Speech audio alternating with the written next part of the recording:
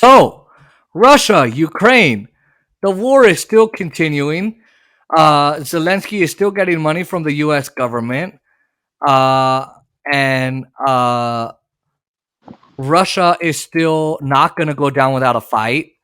Um, and I would say that Russia's winning this war. Naim, I mean, do you also think so, or do you think that uh, Ukraine's either winning or Russia's not winning, or what?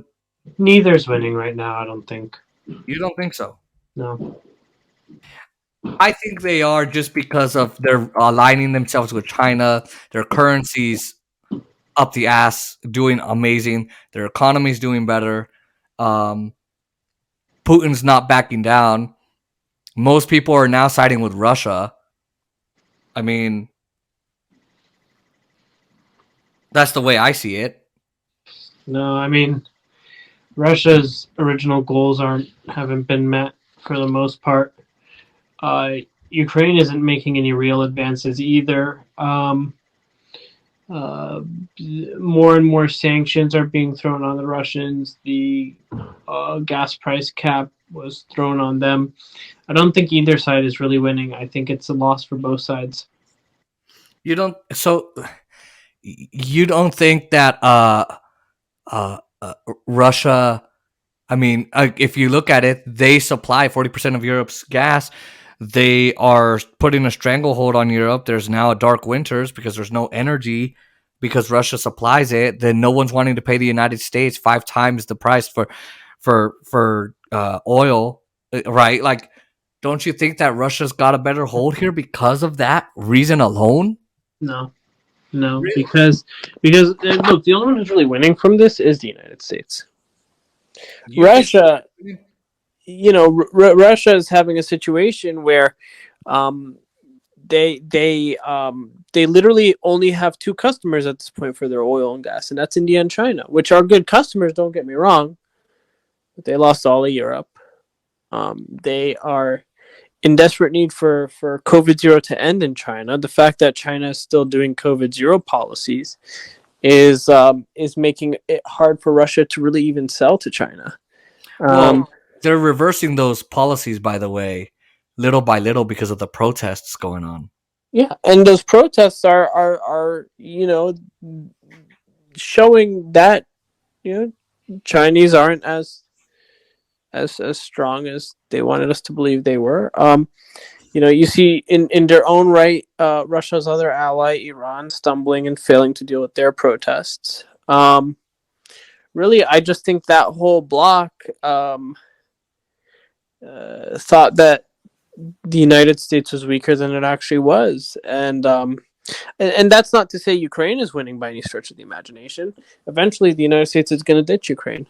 Well, and it's But already started. The process has started because the West is now going, "Why are we in this war?" And by the way, Russia didn't lose Europe because the West was trying to stand up for freedoms and peace. no, The West, and by the way, Russia may be losing those customers, but no one else is supplying those customers in the European Union money well, the Europeans can or buy energy. it. France and Germany can buy it from the U.S. for 5 times the price. Yeah, France and Germany. What about Poland? What about Hungary? What about all those other countries? Well, and that's why they always say no one wins in war.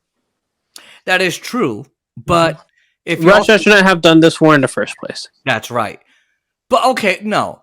No, no, no, no, no, no, no. They had a Minsk agreement that was ignored for 8 long years. Russia didn't do jack. Russia was trying to wait. Even when the Donetsk and Luhansk regions in the Donbass region, when they said we want to be independent, Putin didn't help them and said no.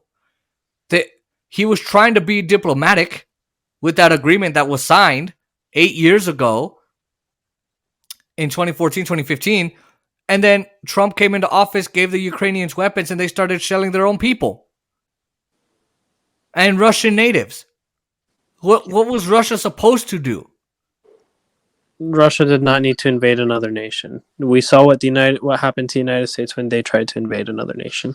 Okay, but when the United States is also helping to kill those poor Russian natives, and you have the Azov battalion doing so. But how can we criticize Russia for doing it when the United States literally had the Azov invaded the country of Ukraine, did a coup there with the Azov battalion, who are neo Nazis? Okay, yeah, that's wrong. I'm not saying that isn't wrong, but the Russians weren't any better by invading the country and So bombing what were they civilian supposed to do? infrastructure. Please don't kill our people like you've been for the last 8 years. You mean the strategy they'd been trying and it wasn't stopping? I don't understand. I don't like that he invaded, sure, but I also don't like that a bunch of Russian natives are being killed for no reason at all. You're not wrong about the fact that the Russian natives did not need to be killed. You you had a 25% soldier death rate, 85% civilian death rate. Okay, but what is Russia doing now? They're bombing the hell out of civilian infrastructure and indirectly killing civilians themselves. Because you think Ukraine's stopping? You think Ukraine is Two wrongs don't make a right. I understand that, but still, I mean, and look, this is how I think Russia is also winning in a way because Maloney, Carolyn Maloney, is saying no more weapons to Russia. We'll honor what we said last time, but there's no more, zero, zip, and that's why the European Union's getting mad at Italy. Ursula is getting angry. Yeah. So let's go over this clip. I do agree with you. I do agree with you in that all outside funding should stop to Ukraine. I do agree with you on that. I don't think, however, we could write this off as a Russian victory by any stretch of the imagination. I think in more way we can say in more ways than one that it's a Russian victory more than we can say it's a U.S. victory and a Ukraine victory. Because okay, they sell to France and Germany at 5 times the price. They also the U.S. did succeed in making Russia look like fools and in making anyone who may have considered, well, maybe Russia's an alternative to the United States, found out now that the Russians couldn't even beat their poor neighbor to the west in Ukraine. That's not a fully developed nation anyway. Couldn't beat them. They're still a stronger economy. Their currency is still thriving. They got lots of energy that could go to Europe. Europe is on its knees begging for energy. Ukraine is on its knees begging for energy. Well, and that's the Europeans' fault that they didn't set up enough renewable energies infrastructure. Well, guess what? They kept buying from Russia, and they kept saying Russia was a dictatorship. Russia was bad. Russia so why were they this. buying from Russia in the first place? There you go. But yeah. I don't think that. Now you're sounding a lot more like establishment than the last time we talked about Ukraine in April. Weird. It's just you look at the facts and you look at, as time has gone on, how this has turned out, and look at these UN votes. Even people who used to be huge Russia fans in the United Nations are now choosing to abstain, which tells you they know that Russia is on the losing end at this point. Or they don't want to upset the West. I think China gives two shits about the West. They're abstaining. I think they're abstaining just to abstain. Because they do have the BRICS alliance, and you can't deny that countries are starting to ignore the dollar. The dollar is now the number 2 currency in the world, and it's dropping.